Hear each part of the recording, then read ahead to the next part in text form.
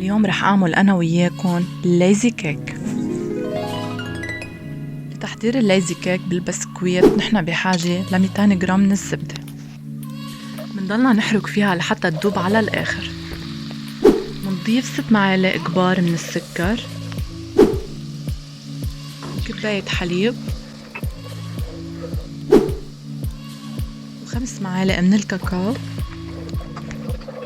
ومنخلطهم. ومنضيف معلقة صغيرة فانيليا ومنخلطهم.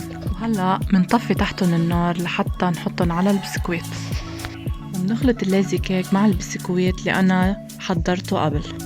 أنا هون حضرت 4 أكياس من البسكويت، وضفت معلقة طعام من الجوز الهند. من بعد ما خلطت المكونات كتير منيح منحضر ورقة ألمنيوم وورقة نايلون.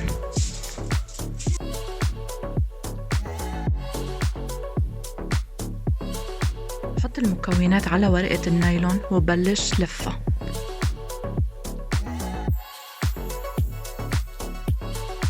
من بعد ما لفيتها بورقة النايلون برجع بلفها بورقة الألمنيوم.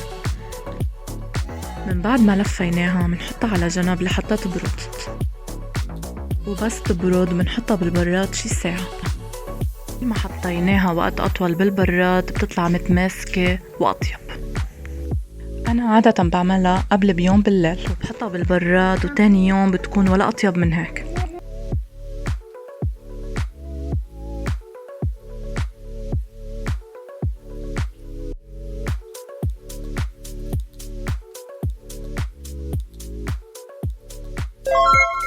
إذا عجبكن الفيديو ما تنسوا تتركولي تعليقاتكن الكتير حلوة، لأنه تعليقاتكن مهمة بالنسبة لإلي. صحتين وألف هنا على قلبكن.